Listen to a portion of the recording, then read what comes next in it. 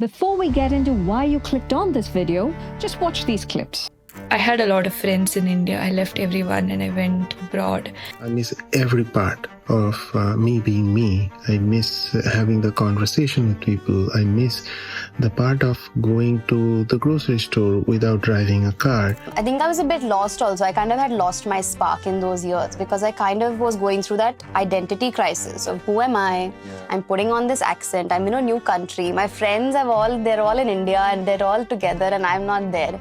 This isn't just their story. Hundreds and thousands of NRIs, students, professionals, parents go through the silent struggles no one talks about. You ask me what's the toughest part of living abroad, I'll have to say it's raising a child, especially when you have to manage your work, your home, and your ambition at the same time. I have lived that life for 13 years, and in that time, I kept coming back to one question.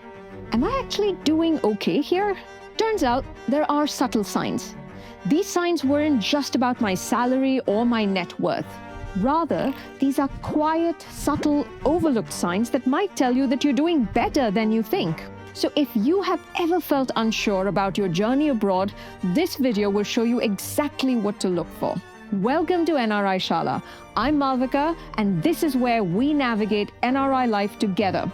From visa guidance and investments to maintaining your roots while building your future abroad.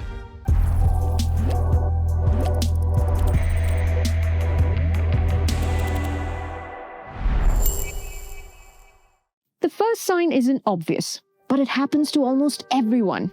It's more psychological than financial. A subtle shift that signals you're starting to feel comfortable in the new place you've chosen to live or work.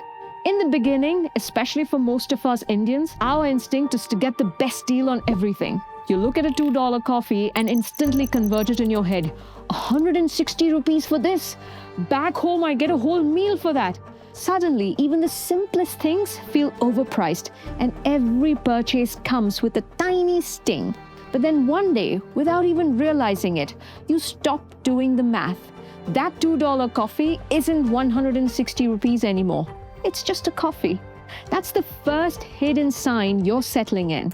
You've started accepting the local lifestyle on its own terms instead of constantly comparing it to what it would cost back in India. But this isn't the only psychological shift. For NRIs who've been abroad for a while, the signs of settling in look completely different. They're quieter, but they carry a lot more weight. Earlier on, every small decision felt complicated. You depended on others to figure things out. Fast forward a few years, and life looks very different. Now, you're the one people turn to. A cousin, a friend of a friend, or relatives all seek advice from you about moving in the country you live.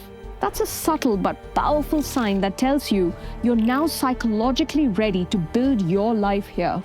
But the journey from those early struggles to feeling truly settled isn't linear.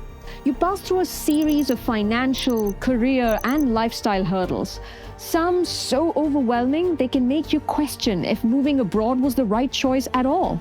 And that's why these signs, which we're about to discuss, matter so much. They act like milestones, helping you realize whether things are actually as bad as they feel, or if you're doing better than you think. Let's start with the financial signs you can look at. For most NRIs, the first real turning point comes when you finally build an emergency fund in your new country. In the beginning, even saving $500 feels impossible after taxes, rent, and expenses. But the first time you see 6 months of living expenses, maybe $5,000, maybe $10,000, sitting untouched in your account, something just shifts. An NRI in his late 30s shared that hitting this cushion was the first time he stopped living paycheck to paycheck and felt a sense of control. But security isn't just about saving, it's also about systems. Personally, my progress was not reflected in the bank account, but in structures.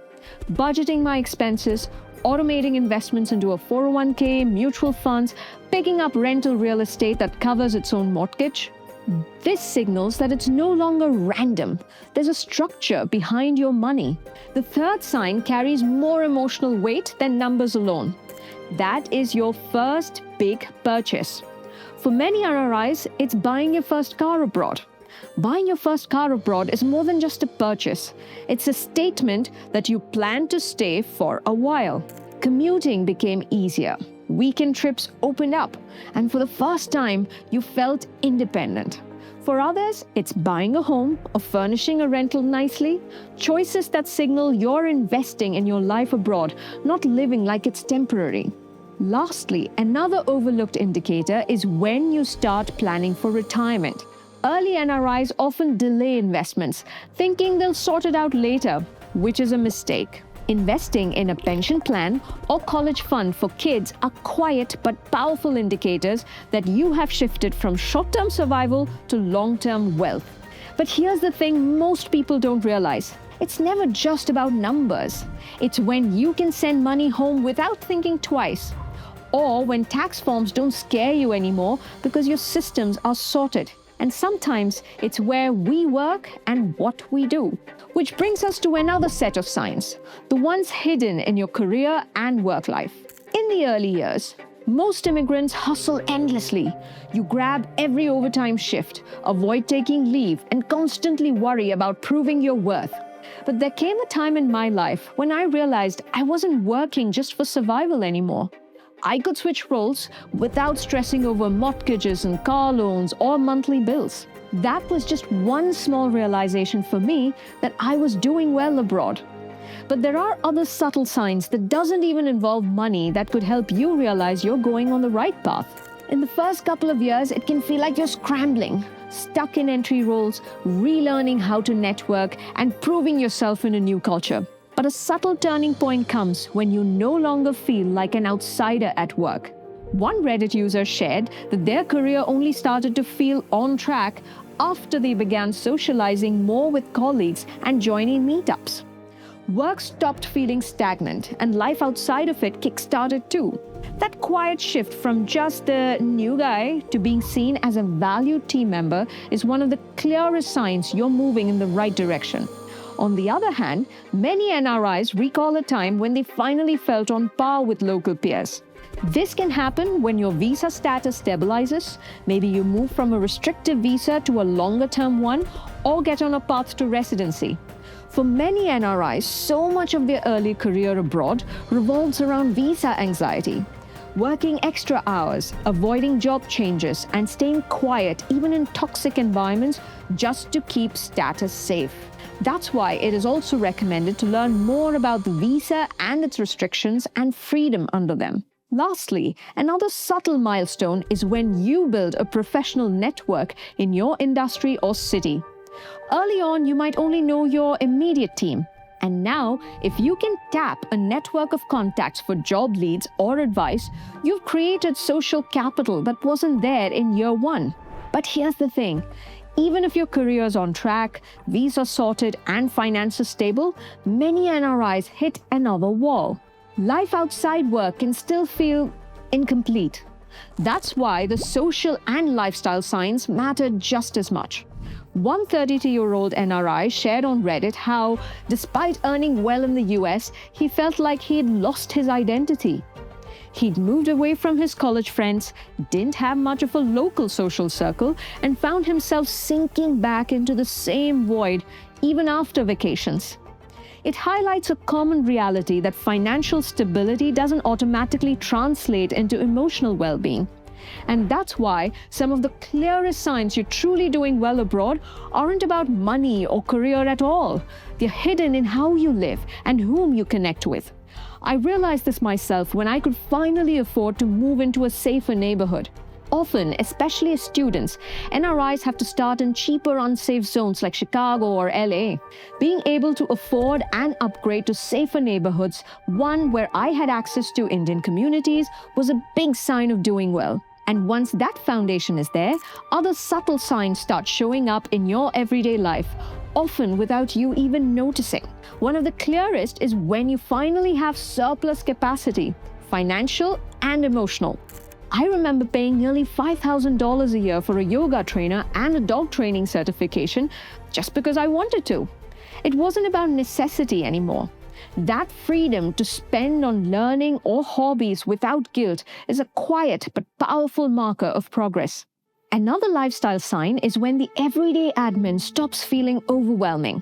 The first time you might have had to navigate tax forms, insurance jargon, or renewing your visa. But eventually, it all becomes routine. Your bills are on autopay. You know exactly whether to DIY taxes or call an accountant, and things like driver's license renewals or healthcare appointments are just another box to tick. Then comes the point where you've built personal routines and shortcuts that make life flow. You figured out the best grocery stores, when to go, or which apps handle your chores. And finally, perhaps the biggest lifestyle indicator when you've figured out your happy places and hobbies. It could be a cafe where the barista knows your order, a weekend hiking trail, a temple, or a library you visit for peace. These places that make the new country feel like home. For many NRIs, the survival phase leaves no room for personal interests. But over time, you start taking care of your lifestyle, joining yoga classes, book clubs, or volunteering groups. That's when your life abroad shifts from simply existing to genuinely belonging. And maybe that's the biggest realization of all. Doing well abroad is much more than just about your salary, visa status, or the car you drive. There are quiet signals that tell that when life stops feeling like survival, when you stop converting every dollar into rupees, when you can send money home without thinking twice, when you've built a circle of people who feel like home even miles away from it. These signs not only could help you reflect, but also set milestones for ahead. Share in the comments below if anything resonated with you or any of the signs that you discovered that told you you're doing well. Like the video and subscribe to the channel for more NRI-related content. I'll see you in the next one.